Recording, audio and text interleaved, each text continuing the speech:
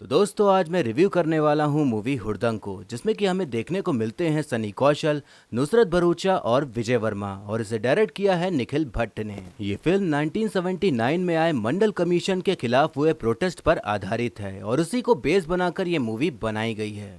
Movie की शुरुआत में ही हमें दिखाया जाता है कि सनी कौशल यानी कि दद्दू ठाकुर कॉलेज में पढ़ाई के लिए कम और हुड़दंगाई ज्यादा करने के लिए जाना जाता है। कॉलेज में चाहे पेपर लीक करवाना हो या किसी के मैटर में मारपीट करने जाना हो, दद्दू ठाकुर हर जगह मौजूद रहता है और कॉलेज में उसका ही हल्ला रहता है। दद्दू ठाकुर को ये सब करने की हिम्मत विजय वर्मा यानी कि लोहा सिंह से मिलती है, जो कि छात्र नेता है, और वही दद्दू को सपोर्ट करता है और उसी के अंडर रहकर वो काम करता है। दद्दू की एक गर्लफ्रेंड है जिसका नाम झूलन है और दोनों ही एक दूसरे से प्यार करते हैं और शादी भी करना चाहते हैं, लेकिन झूलन के पिता को ऐसा लड़का चाहिए जो कि आईएएस हो, तो दद्दू आईएएस बनने में लगा होता है। दद्दू आईएएस तो बनना चाहता था, लेकिन अपनी मेहनत से नहीं बल्कि पेपर लीक करवा के। अब इसके बाद हमें दिखाया जाता है कि मंडल कमीशन आ गया है जिसमें कि बैकवर्ड क्लासेस को रिजर्वेशन मिलेगा। दद्दू को ये सारी बातें नहीं पता थी, लेकिन उसका कान भरने में मदद करता है लोहा सिंह, क्योंकि वो एक मंत्री से जुड़ा हुआ था जो कि चाहता था कि हर कॉलेज बंद हो और खूब दंगे हों जिसमें कि उसका फायदा होगा। दद्दू लोहा सिंह को बहुत मानता था, इसीलिए बिना अपना दिमाग लगाए उसकी ही बातें मानकर मंडल कमीशन के खिलाफ प्रोटेस्ट करने निकल जाता है। इसी बीच दद्दू का एक दोस्त उसे समझाता है कि रिजर्वेशन सही है, लेकिन जिस तरह से उसे लागू किया जा रहा है वो गलत है, क्योंकि रिजर्वेशन जाति के आधार पर नहीं बल्कि आर्थिक स्थिति के आधार पर मिलना चाहिए। और सबसे जरूरी बात यह है कि सबको एजुकेशन मिले, जिससे कि कभी रिजर्वेशन की जरूरत पड़ेगी ही नहीं। इन्हीं सब विचारों को लेकर दद्दू और उसके फॉलोअर्स सब हुड़दंग मचाने निकल जाते हैं और किसी को पता ही नहीं चलता कि उन्हें बकरा बना के पॉलिटिक्स खेली जा रही है। वहीं दद्दू इस बात से भी परेशान रहता है कि वो झूलन से शादी कैसे करे, क्योंकि उसके पिताजी उसकी शादी कहीं और कराने में लगे हुए थे।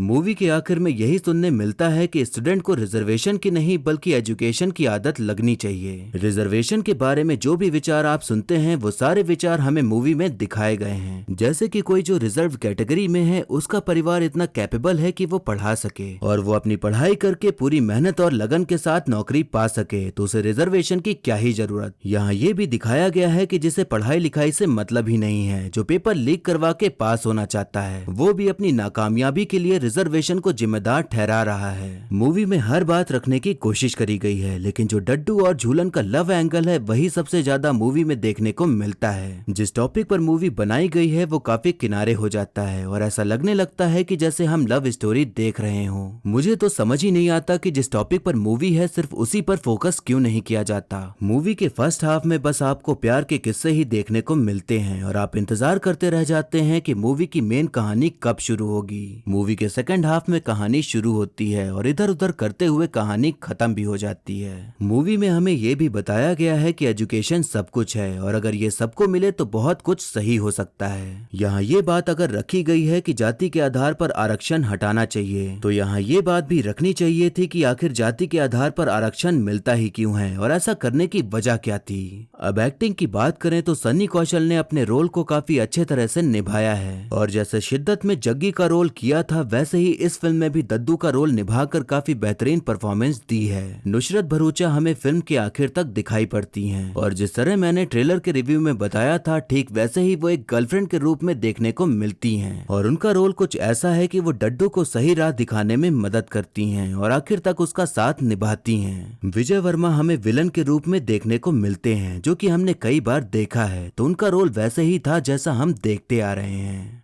तो आप हमें कमेंट करके बताइए कि रिजर्वेशन को लेकर जो विचार इस मूवी में दिखाए गए हैं वो कितने ज़्यादा सही थे और कितने ज़्यादा गलत हैं।